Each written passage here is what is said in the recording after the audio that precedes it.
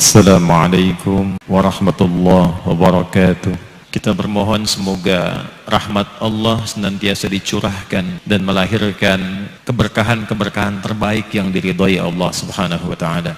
Komen, like, and share. Like, subscribe, share, and comment. Politik identitas menggunakan identitas diri seperti ras atau agama sebagai landasan dalam berpolitik. Lantas, identitas apa yang digunakan sebagai landasan dalam pemilu kali ini? Di Pilpres, sama-sama berusaha memenangkan hati para pemilih Muslim yang mencapai sekitar 160 juta atau sekitar 85% dari total jumlah pemilih.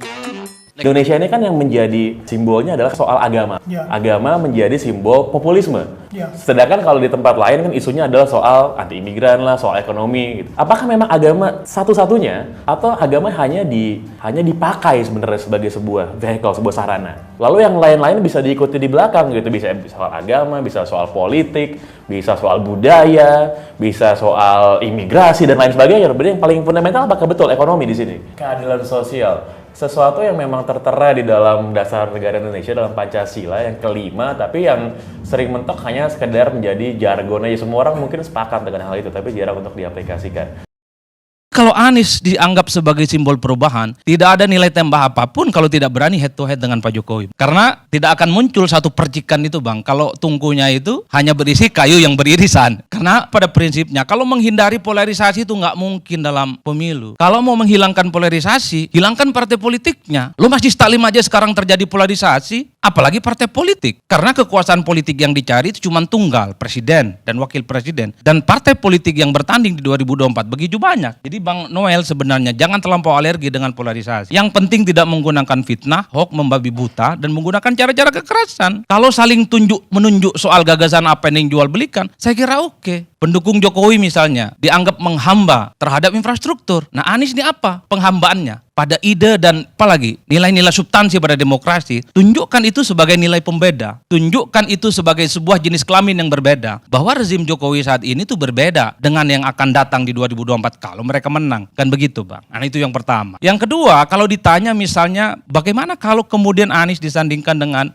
Ganjar Pranowo? Ya bagi saya kalau ini terjadi, ya selesai pemilu. Merem saja dua calon ini menang, Bang. Merem saja menang. Tentu dengan tidak bermaksud mendahului kehendak Tuhan. Kalau dari angka-angka statistik yang coba kita diagnosis, pertama, kenapa saya bilang merem saja menang? Secara elektabilitas, dua orang ini saat ini memang sedang bersaing, nomor 1 dan nomor 2. Tingkat kesukaan terhadap Ganjar, tingkat kesukaan terhadap Anies itu di atas 80%. Itu artinya apa? Pemilih Anies dan pemilih Ganjar enggak terlampau peduli partai mana yang mengusung. Yang penting Ganjar itu dapat tiket, yang penting Anies dapat tiket. Mereka kemudian bertemu dalam satu kongsi. Makanya kemudian kalau yang disebutkan oleh Mas Dedi di IPO, Anies dan Ganjar 41%, di beberapa survei yang kita lakukan bahkan melampaui itu 45% ke atas. Itu artinya apa? Basis-basis pemilih Anies dan basis-basis pemilih Ganjar Pranowo itu melampaui kepentingan partai politik. Yang kedua, sosok ini cocok betul. Saya sebut sebagai pasangan rekonsiliatif. Karena kalau melihat wajah replika dari kubu oposisi dan kubu pemerintah adalah Anies dan Ganjar Pranowo. Jadi kalau dua orang ini disatukan dalam satu kolam koalisi, rasa-rasanya bukan hanya cebong dan kampret selesai, tapi medsos itu juga sepi, Bang. Tak ada bahan gorengan, hanya minyak jelantahlah yang akan direbutkan nantinya. Itu faktor yang kedua. Yang ketiga, kalau Ganjar dan Anies atau Anies dan Ganjar ini dikawinkan dalam Pilpres, tentu saling melengkapi. Jawa secara umum itu secara teritori adalah pemilih Ganjar Pranowo. Jawa Tengah, Jatim dan seterusnya dan seterusnya. Sementara Anies di luar itu, di Sumatera kuat, di Jawa Barat kuat, di Banten kuat, di Jakarta kuat dan seterusnya. Kalau kedua orang ini dipasang-pasangkan, tentu dengan tidak mendahului kehendak Tuhan, cocok ini barang, Bang, leading, nyaris tanpa lawan tanding. Karena begini, yang terakhir adalah soal pengalaman sejarah. Kan ada asumsi, ada spekulasi yang muncul. Kalau Ganjar misalnya tidak dari PDIP, kalau kemudian Anies misalnya berkongsi dengan kubu pemerintah, seakan-akan elektabilitas mereka itu terjun bebas. Enggak juga. Kita punya sejarah yang kuat. Ketika Prabowo Subianto berkoalisi dengan Jokowi, apakah Partai Gerindra nyungsep? Enggak juga. Masuk 3 besar terus dalam survei. Apakah elektabilitas Prabowo Subianto nyungsep? Enggak juga. Masuk dalam 3 besar survei. Itu artinya apa? Memori pemilih kita itu cukup pendek dan cukup mudah untuk memaafkan siapa mereka yang usung waktu Pilpres 2019